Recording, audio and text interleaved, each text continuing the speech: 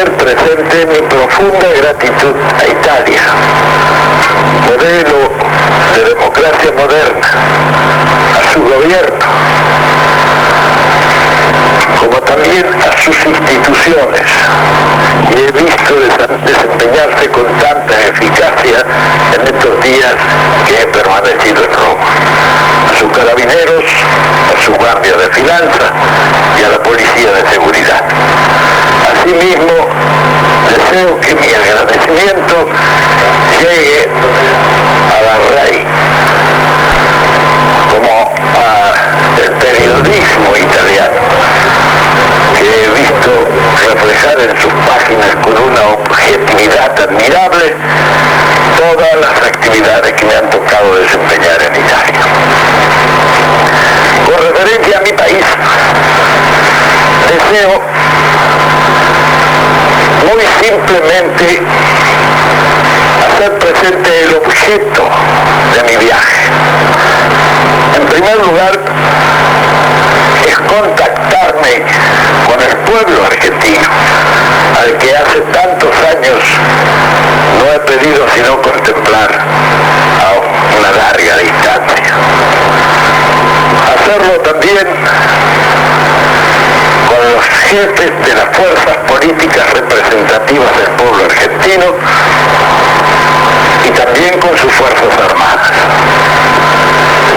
El objetivo de mi viaje, como ya he hecho presente en otras oportunidades, es llevar una palabra de paz tan indispensable en estos momentos para la nación argentina, que todavía no ha cicatrizado bien las heridas de una lucha que ha producido tanto mal al país. Es así que yo pido al pueblo argentino, sin distinción de matices ni categorías políticas, que sepa interpretar mi viaje como una empresa de paz y de pacificación que haga posible al más corto plazo la institucionalización que el país ha perdido desde hace ya 18 años. En ese concepto es que pido a todas las fuerzas populares que han de asistir a mi llegada a Buenos Aires que procedan con la mayor prudencia a fin de no alterar las condiciones de orden en que ha de desenvolverse todo acto que rodee a este acontecimiento. Asimismo, tomo yo las palabras del gobierno argentino, que no solamente me ha invitado a regresar al país, sino que hace poco tiempo he leído aquí en los diarios de Italia que quiere establecer un diálogo conmigo, para lo cual no tengo ni necesidad de pedir audiencia, sino de concurrir a los lugares que se determinen para establecer ese diálogo entre el gobierno y mi persona, que en este sentido no es sino un agente de la paz que anhelamos alcanzar en nuestro país. Sin esa paz es difícil que pueda haber una normalización institucional. Yo he sido siempre un agente de paz. No he provocado jamás situaciones de violencia. Antes de provocarlas he preferido renunciar. Y eso está en el espíritu de todos los argentinos que me conocen y sobre todo los que han vivido cerca de mí. Por eso, desde esta cuna de la latinidad, que nos comprende y nos une a todos, hago una exhortación al pueblo argentino para que que hermanados todos los argentinos seamos capaces de enfrentar este momento decisivo de nuestra historia con la mayor tranquilidad y con la hermandad más absoluta. Somos todos argentinos y no creo que haya nada que pueda separarnos cuando estemos en la tarea de servir al país, todos con decisión, con patriotismo, con grandeza y con desprendimiento. Por eso, a todos mis compañeros peronistas, yo les pido que mantengan la mayor prudencia a fin de no provocar acontecimientos desagradables a mi llegada a Buenos Aires. Con eso quiero decirles hasta mañana, si Dios quiere.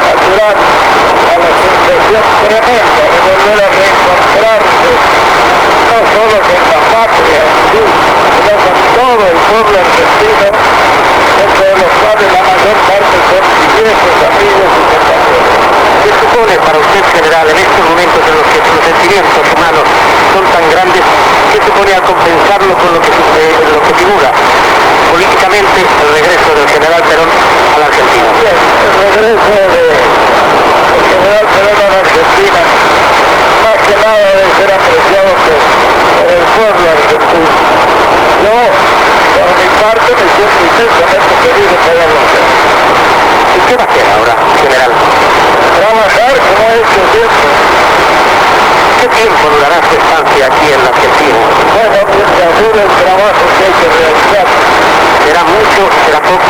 mucho el trabajo que hay que realizar en la Argentina. Mucho trabajo que hay que realizar, pero si los argentinos me ayudan, será mucho más fácil y más corta la tarea. En general, hay un dato curioso, que este reportero español, a pesar de no ser argentino, pero que ha vivido tan de cerca de Argentina y los problemas de ustedes tan cerca, esta quinta 17 de octubre de Puerta de Hierro, hay un detalle que no me ha pasado inadvertido, y es que usted partió a las 8:25, hora exacta en que murió Eva Perón. ¿Por qué?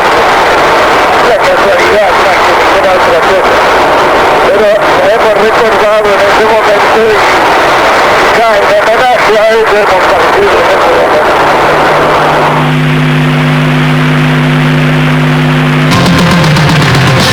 Esto es Ayer y Hoy, con Miguel Ángel de Rensis.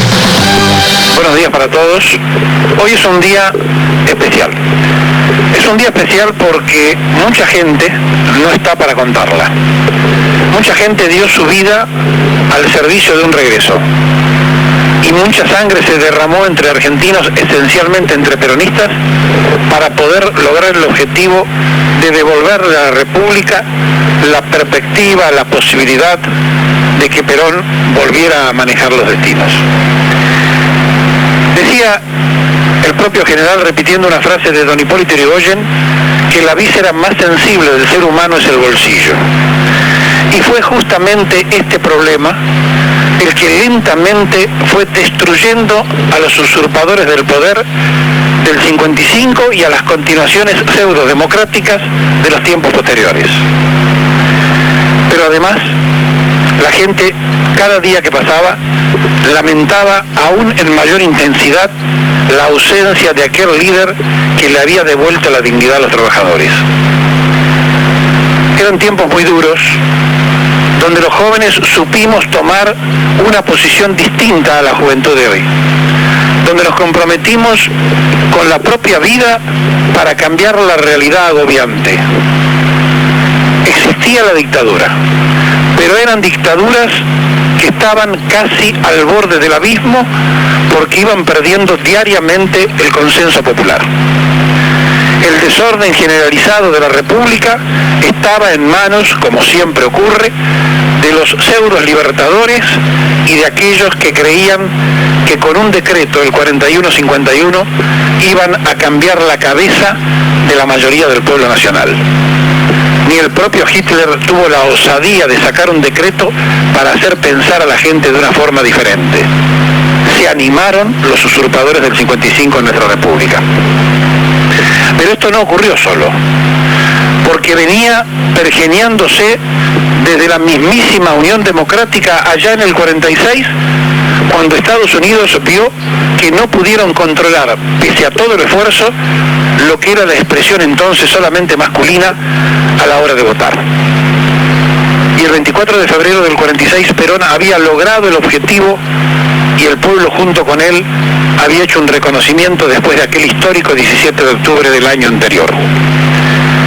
Pasaron 10 años de felicidad, de realizaciones plenas. Sin embargo, ya en 1951 quisieron asesinarlo a Perón en Campo de Mayo junto con Evita. El 16 de junio del 55 bombardearon la Casa de Gobierno y mataron a 300 personas. Y siguieron.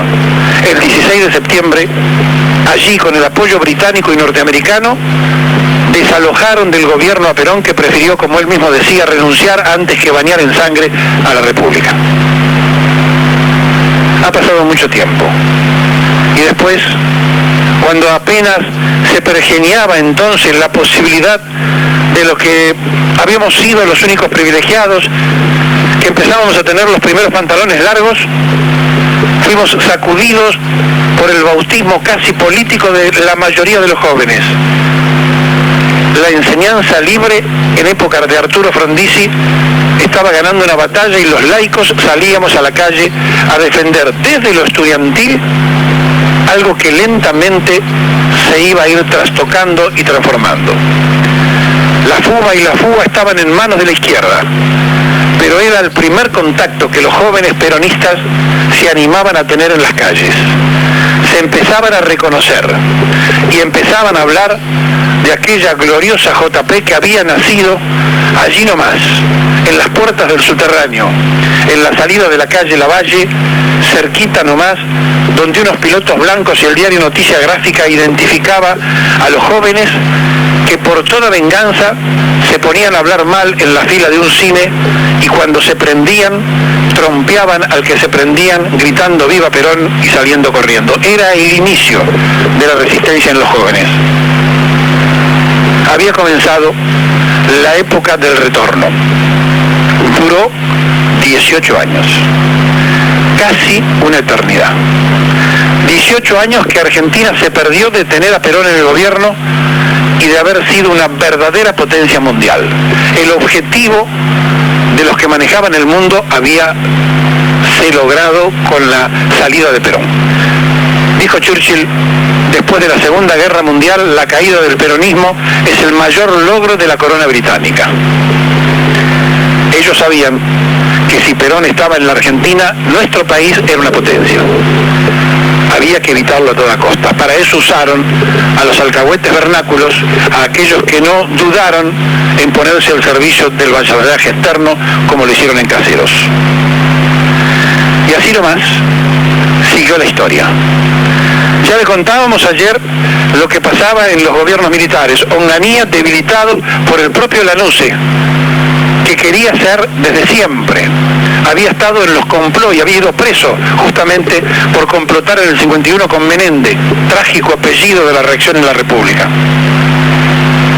Allí, Lanusse comenzó a manejar las marionetas y cuando el cordobazo dejó que esto ocurriera para que cayera Onganía. Lo nombraron a Leviston, que era agregado militar en Estados Unidos, duró 9 meses. Y finalmente Lanusse se sacó la careta y se puso al frente del Poder Ejecutivo Nacional. Pero aquí pasaría algo fenomenal. Creído que estaba el entonces general Lanusse de que el pueblo ya no le importaba Perón, lo desafió. Y le dijo que si quiere venir que venga y si le da el cuero que lo haga. Un día como hoy, de 1972, a Perón le sobró el cuero. Regresó a la Argentina cuando aún estaban aquellos que querían hacer el peronismo sin Perón. Cuando algunos desde la conducción sindical estaban en la traición. Y cuando algunos desde la conducción política miraban para otro lado. Frustrado ya el retorno en el gobierno de Ilia, cuando Miguel Ángel Zabal Ortiz, el mismo que ametralló a la gente en el 55, siendo canciller de Ilia, se comunicó con Estados Unidos y mediante el embajador yanqui en Buenos Aires, hicieron que el avión que lo traía Perón regresara desde Río de Janeiro. Ese avión negro, imaginario, iluso, que siempre estuvo dando vueltas en el retorno y en la mente de los jóvenes. Pero algo estaba pasando. Hijos de rancia aristocracia gorila y oligárquica se iban paulatinamente peronizando. Un raro fenómeno de la convertibilidad política. Los padres no lo podían creer.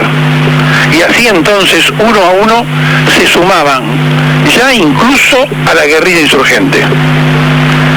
Fueron golpeados por los propios hijos, los que le cuestionaban a sus padres gorilas el hecho de haberlo sido. Ellos tomaron las armas para pedir el regreso de Perón.